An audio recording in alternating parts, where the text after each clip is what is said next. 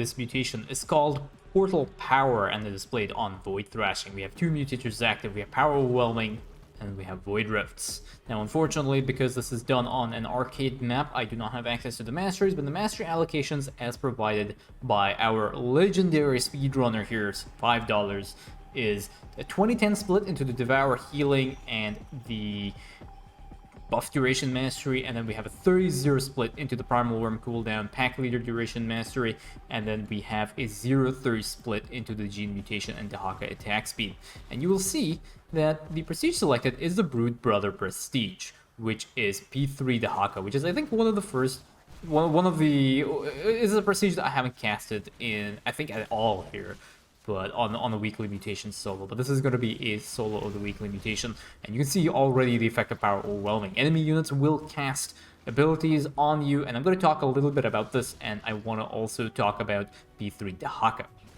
Now, there exists a bug with P3 Dehaka, which is if Dehaka were to die, the number of drones that are required for him to devour to respawn instantly, they are based on Dehaka's level and not our buddy Zuihaka's level.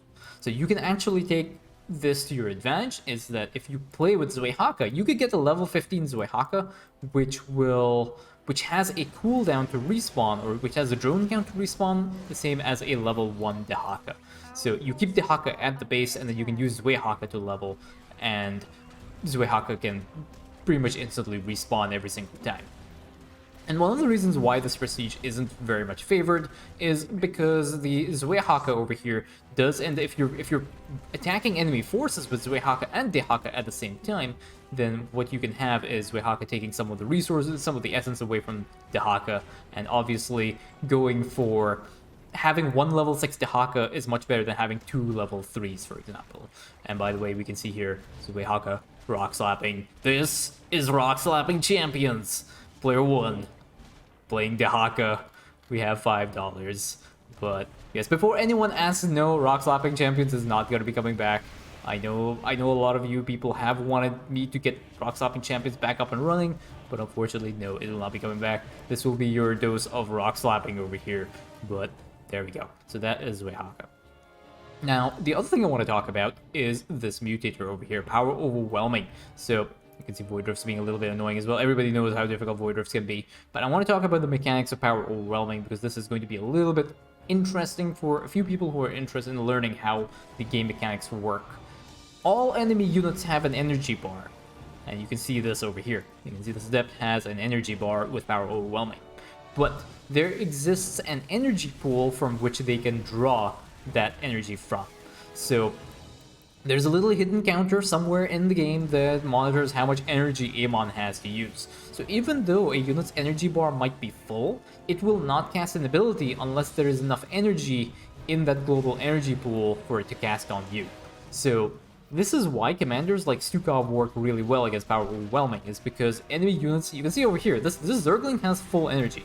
This Aberration has full energy, but it is not casting abilities on Dehaka, because Amon's energy pool is now over and there's not enough energy for it to cast abilities. If you're interested in the energy costs and stuff, Starcraft2Coop.com's Mutator page has more information for you. But that is how that mechanic works. Stukov works really well on this mutation because he just he just forces Amon to keep using abilities and abilities on his army, and he just keeps throwing his army away, so he works really, really well here. But Dehaka, Zuihaka slowly working their way through here and clearing out the rest of Amon's forces. And you will see one of the things that is being utilized here, well, at least one of the very basic strategies when dealing with Void Rifts, is clear the Void Rift as quickly as possible. A lot of people try to tank the Void Rifts and just leave the units up and, try and macro up. And very rarely does it work. Very rarely can that strategy actually work. It is much better to just try and clear these Void Rifts as quickly as possible. Otherwise, really, really horrible things happen. And one thing to note as well is that even though these units have energy bars, they are not considered psionic. So Dehaka's Devour, if you devour one of these Hydralisks, it will not create that psionic blast that you expect from Dehaka. So that is also something else to take into consideration when you were devouring with Dehaka with this mutator active.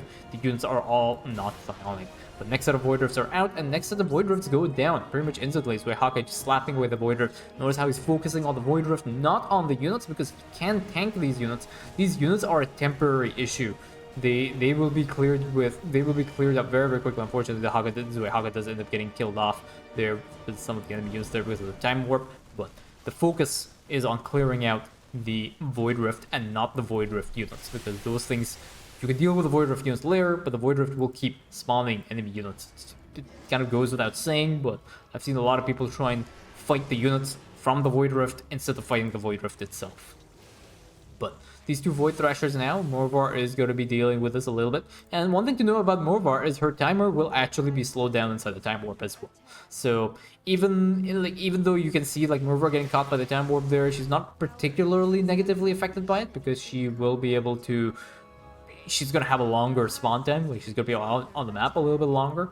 So that is something else also to take into consideration when you're dealing with time warps being cast on your army. But now we have a few swarm hosts here, and they're going to be positioned all around the map so that they can deal with some of these Void Rifts here. Zealot uses its a phase shift ability on this, and now this Zealot is actually like in the mid dance over here. But finally this thing goes down as well. This Void Thrasher has still been up since the start of the mission. It's still not dead yet.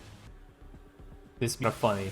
But finally, I think this Void Thrasher is going to go down, and now Dehaka has jumped right into the spawns Doctrine over here. Doctrine is going to get so much value with his damage reflect, taking out a lot of these enemy units here, and Dehaka now is eyeing up some of these Vipers. He devours an Ultralisk to get the damage reflect as well over here. Devours one of these hybrids as well, and now he's going to start eating up some of these Vipers. And one Psionic Fart from Dehaka does take out a good chunk of the enemy units here. Next set of Void Rifts have been spawned, and we have these Swarm Hosts making their way over here. So this one's going to get cleared out. This one's going to get taken out by a Greater Primal Worm.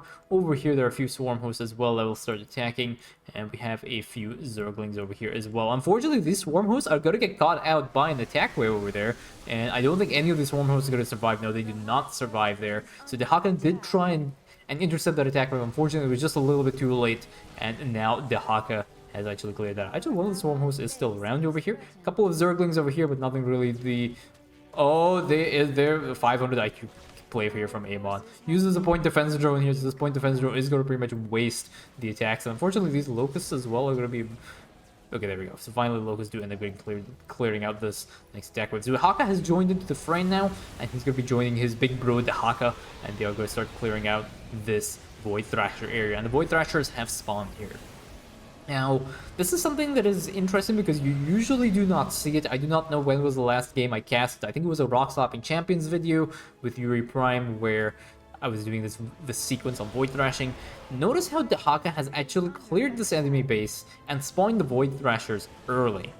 Now, I think a lot of speedrunners do prefer this pathing. So they'll do Void Thrasher 1, they'll do Void Thrasher 2, and then they'll do Void Thrasher 4. And then they will do Void Thrasher 3. And the reason for this is that Amon gets upgrades over the course of the mission. And this base is the toughest base to clear.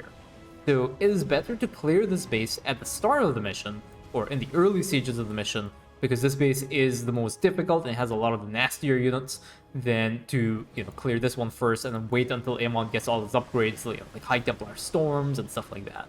So that is the reason why this base is being cleared third instead of last. It just simplifies the pathing here.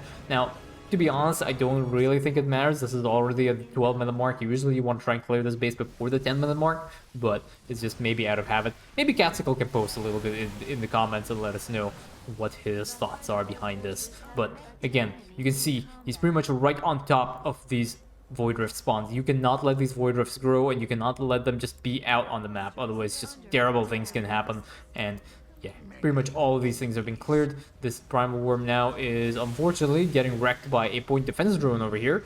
But the Void Rift is still up, but these Swarm Hosts will be able to clear out the rest of these Void Thrashers over here.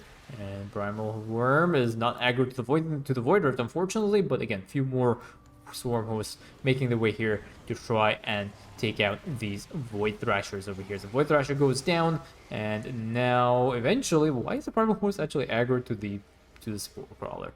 Finally, this thing will Nope, it's not going to aggro. Black Hole, trapping Zuihaka as well. And now finally that Void Rift does end up going down. And there's a random Archangel over here that has aggroed Morvar and Glevic. They seem to be a little bit huddled up too close here, but that Archangel will end up, I think, flying away. I don't know if this Archangel is going to, yeah, it's just going to keep flying. It's going to fly away. There's an attack wave coming in on the northern side. Again, it's going to trap a huge number of these Swarm hosts. Zuihaka has to try and rush and take out that one Infestor, but he's actually running right past over there. He does not want to engage in that, and unfortunately, I think a lot of these Swarm hosts will end up going down. There's also a Banshee over here that has aggroed some more of these Swarm hosts, so a lot of these Swarm hosts will end up getting murdered over there. Zuihaka goes down, which means Bully pulls Dehaka as well, but that is the last Void Thrasher cleared with the Primal Worms, and that is GG.